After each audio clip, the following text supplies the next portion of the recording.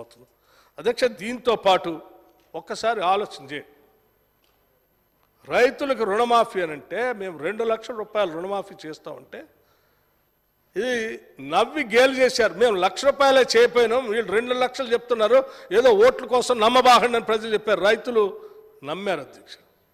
కాంగ్రెస్ మాట అంటే మాట మీద నిలబడుతుంది. వీళ్ళు 2 లక్షలు అంటున్నారు, అది కూడా సాక్షాత్తు రాహుల్ గాంధీ వచ్చి ఇక్కడ చెప్పాడు. కాబట్టి ఎట్టి పరిస్థితుల్లో వీళ్ళు చేస్తారని నమ్మకంతో, మా మీద నమ్మకంతో ఓట్లు కూర్చోబెట్టారు అధ్యక్ష.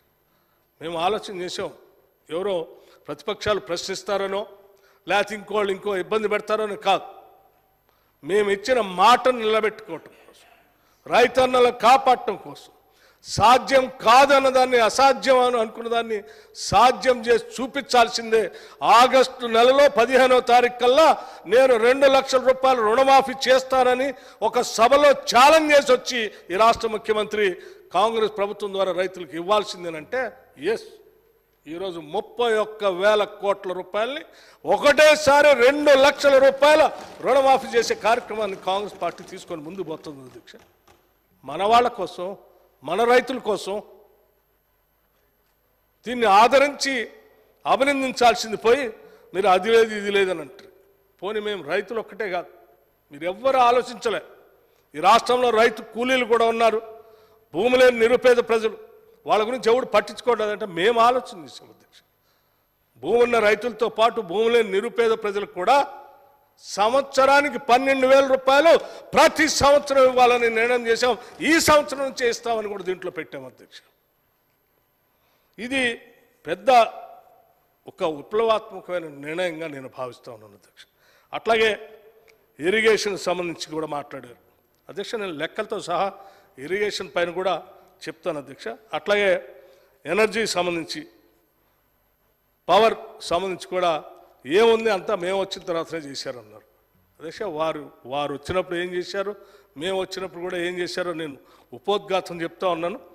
మేము స్పష్టమైనటువంటి ఎనర్జీ పాలసీతో వస్తూ ఉన్నాం. ఈ రాష్ట్రానికి మేము ఇంతకుముందు మీరు వినే ఉంటారు సభలో బయట కూడా, మేము వచ్చింది అధికారంలో ఏదో 5 సంవత్సరాలు ఆషామాషికి ఇట్లా గడిపేసి పోవటానికి కాదు, రాబోయే 10 సంవత్సరాలు నడుపుతా, ఇంకో 10 సంవత్సరాలు కూడా కాంగ్రెస్ ప్రభుత్వం నడుపుతుంది. ఎట్టి పరిస్థితుల్లో ఈ రాష్ట్ర ప్రయోజనాల కోసం మనం ఆ ముందు చూపుతో దూరదృష్టితో ప్రణాళికలు తయారు చేయాలంటే మేము 2029, 30 ఆ తర్వాత 35 వరకు కూడా ఈ రాష్ట్రానికి పవర్ ఎంత అవసరమో దానికి కావాల్సిన ప్రణాళికలు కూడా తయారు చేసి పెట్టాము అధ్యక్ష. అది కూడా చెప్తాము. దాంతోపాటు ఇంకా అతి ముఖ్యమైనటువంటి అంశం అధ్యక్ష, అందరూ ఆలోచన చేయాల్సింది. ఈరోజు పరిశ్రమలన్నీ ఓ పక్క పోతున్నాయి, టెక్నాలజీ అంతా ఓ పక్క పోతుంది, యూనివర్సిటీలో చెప్పే చదువు అంతా ఇటో పోతుంది, అక్కడ సిలబస్ వేరే రకంగా ఉంటుంది. అసలు ఇండస్ట్రీకి మన యూనివర్సిటీకి లింక్ లేకుండా పోయేటువంటి విధానం వలన చాలామంది నిరుద్యోగ యువతీ యువకులు మిగిలిపోతున్నారనే ఆలోచనతో ఒక స్కిల్ యూనివర్సిటీని మొట్టమొదటిసారి ఈ రాష్ట్రంలో పబ్లిక్ ప్రైవేట్ పార్ట్నర్షిప్తో ఒక స్కిల్ యూనివర్సిటీని పెట్టాలని ఆలోచన చేయటమే కాదు, దాని రూపకల్పన కూడా చేసి క్యాబినెట్లో పాస్ చేసి ముందు పోతా ఉన్నాం అధ్యక్ష. ఇది అద్భుతమైనటువంటి కార్యక్రమం.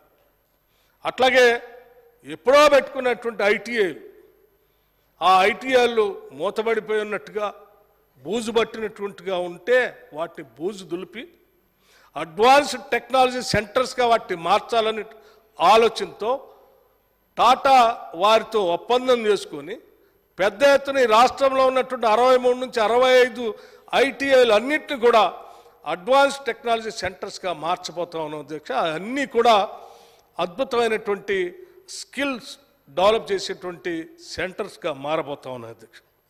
వాటితో పాటు ఇంకొక నేను గొప్ప విషయం, ఇది దేశమంతా కూడా ఈ రాష్ట్రంకి వెళ్ళి వచ్చి చూసి తెలంగాణ మోడల్గా ఆలోచన చేసేటువంటి అంశం అధ్యక్ష, integrated residential schools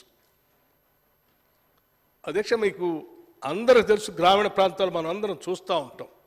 anganwadi centres, ఆయాలు, అక్కడ ఉన్నటువంటి టీచరు, లేకపోతే పాఠశాల సరిగలేదని, గ్రామీణ ప్రాంతాల్లో ఉన్నటువంటి ప్రభుత్వ పాఠశాలలో సరిగలేవని, వాటన్నిటిని ప్రక్షాళన చేయటం కోసం ఇప్పటికే మనబడి అనేటువంటి కార్యక్రమం తీసుకొని ఓ పెద్ద ఎత్తున ముందుకు పోతా ఉన్నటువంటి తరుణంలో ఉన్నటువంటి టీచర్లని రేషియోని అంతా చూసిన తర్వాత ఒక ఆలోచన చేశారు ముఖ్యమంత్రి గారు కానీ మా క్యాబినెట్ కానీ.